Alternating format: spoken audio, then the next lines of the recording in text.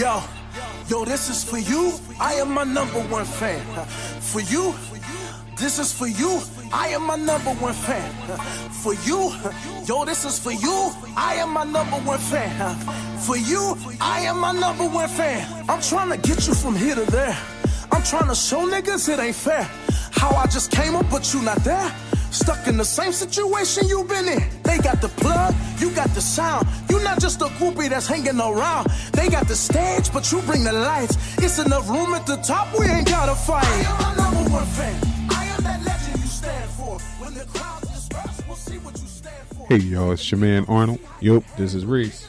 And you're listening to the Neighbors Podcast On Spreaker, Spotify, iTunes, Google Play, SoundCloud, Sonos, and all these other ones that y'all probably ain't listening to us on, but we know we're not on Anchor or TuneIn, so please stop asking. Exactly. Right? Also, make sure you follow us on Instagram, Twitter, and the book. Yes, that's the Facebook. Right. So Arnold, man, we're going to let our listeners know that we was on a podcast. Yeah. We were interviewed by a podcast called Wrestling with Race. Yeah, I think it was a pretty good interview. Yes, it was. Yeah, Yes, it was. The host, Hoss And Pete. And they, I'm happened to be friends with Pete and his Yes. wife. And it was a great meeting with Hoss. Yeah. And I would love for our listeners to listen to their podcast. Yeah, check it out. Right. Let us know what you think about it. You know, you can give us some feedback, give them the feedback. Right. But in particular, make sure that you check out the episode that we were on. Right. And it's clear as day, the Neighbors a visit with Neighbors podcast. So, and if you listen to their show and then the show after, they talk about us because we made such an impact on their lives. Yeah, you know, that's what we do in the neighborhood. This is what we're trying to do all over, you know? Right.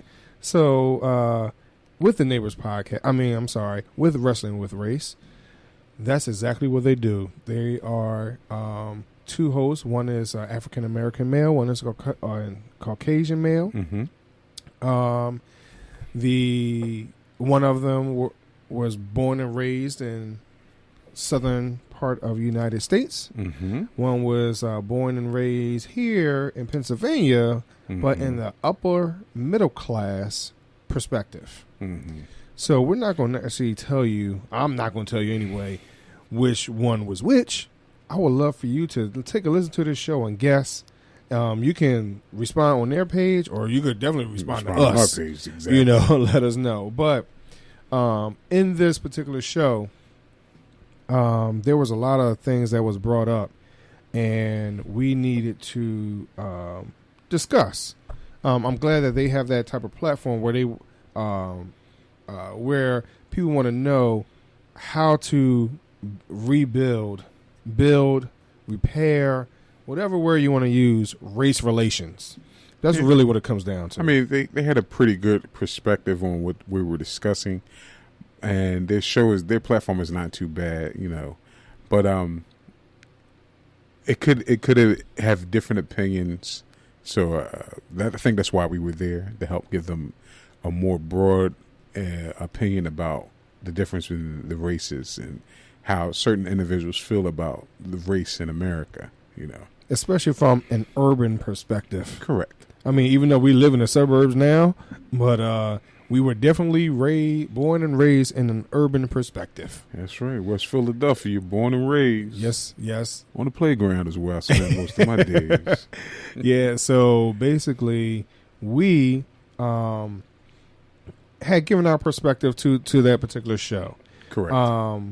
And one of the things, as we listened to this show, we listened to the episode that we were on and the episode after, and it had Arnold and I really talking about what's going on and how things have been, have things really changed when we take a look at our own neighborhood right now that we live in, how even though the two of us are African-American males who are married with kids, we live in these two houses next door to each other, right on the outside of us, are African-American females, And then on the other side of them are Caucasian families. So we live in a diverse neighborhood. Right. You have a little bit of everybody here where we live at, which is a good thing, sure. And then directly across from us are some more Caucasian families. Right.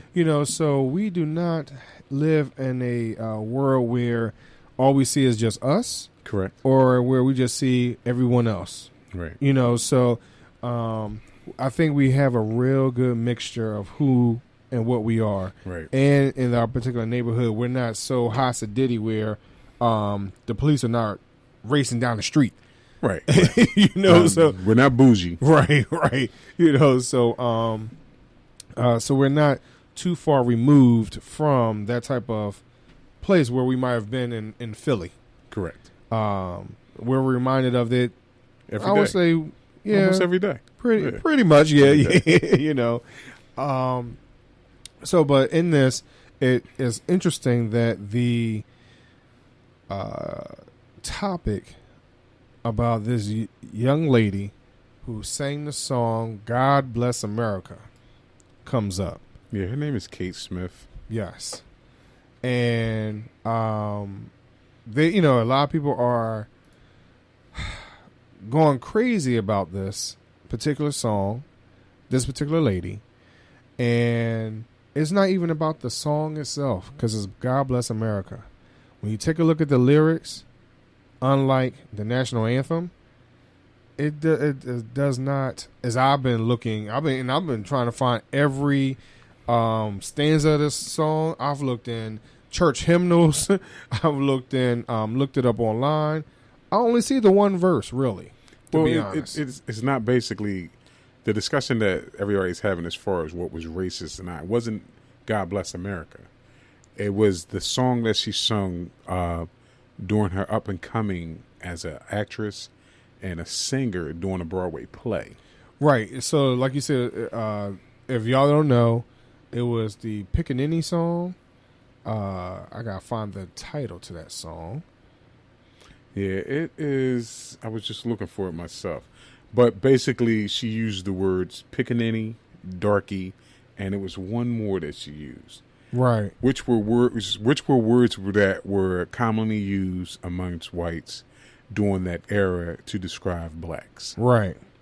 Right.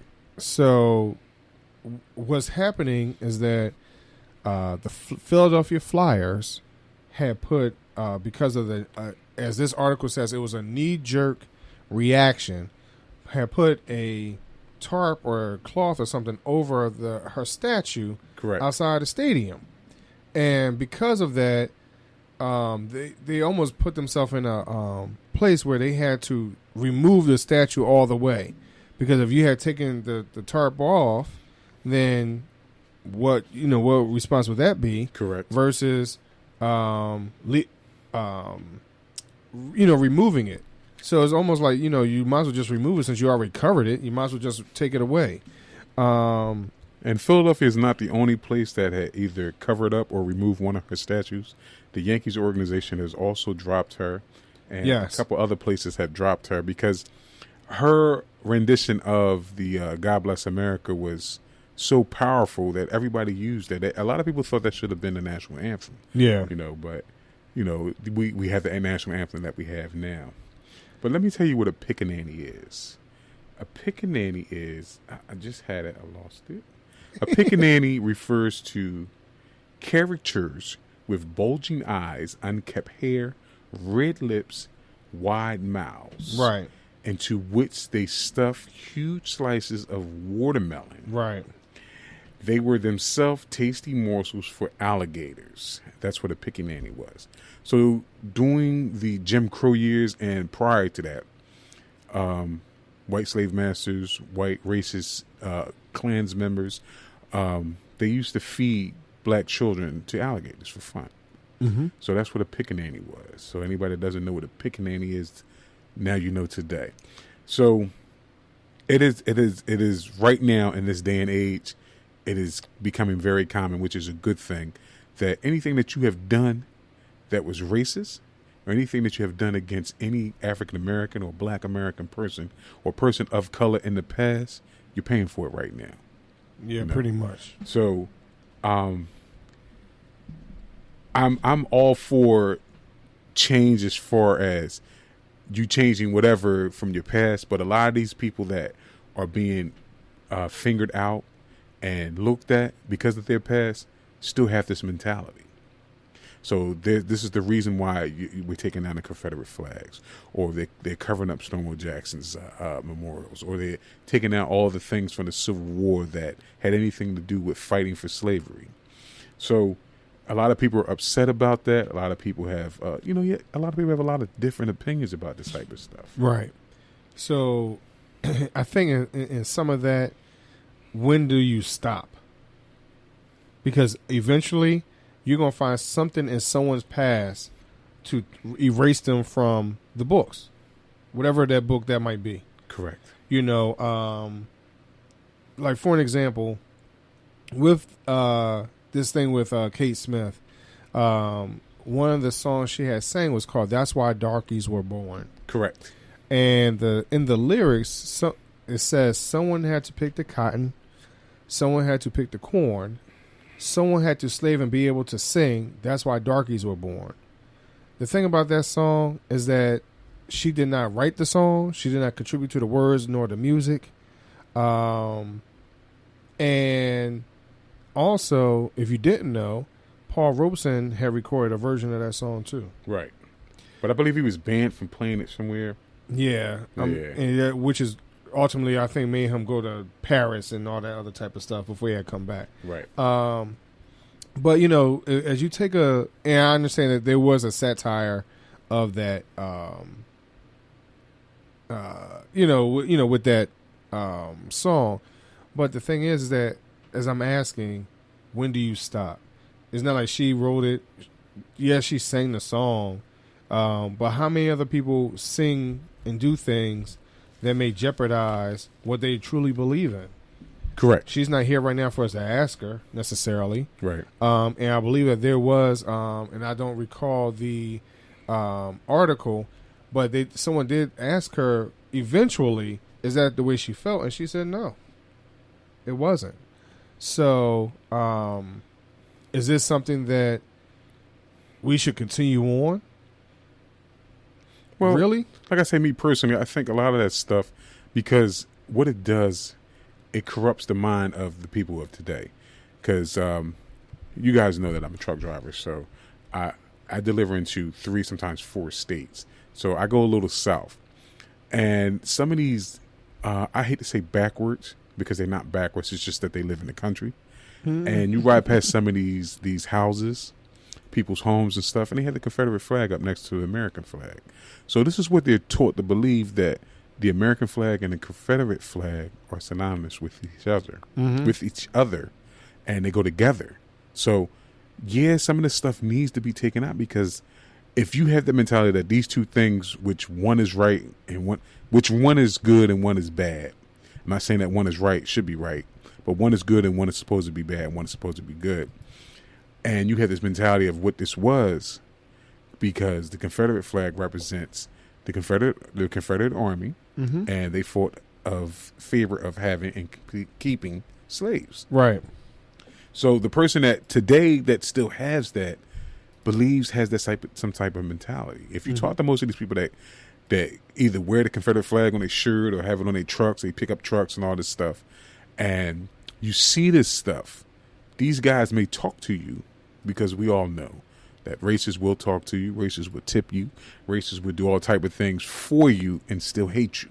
Right. This is so that so you don't really think that they are racist, But they'll tell you that this is all for love of country. How can it be for love of country, when the country was divided? Right. So it's very understandable the things that are going on today and what should be taken down. And I agree with Reese to some degree. Where do we stop? Where does it end? Because who's going to be next to what you take down and what you not allow? Because eventually, at some point in time, and I'm going to use this as an example, right? With this whole thing with R. Kelly, right? Okay. So everyone is split, whether or not to play his music or not, right? So with him, as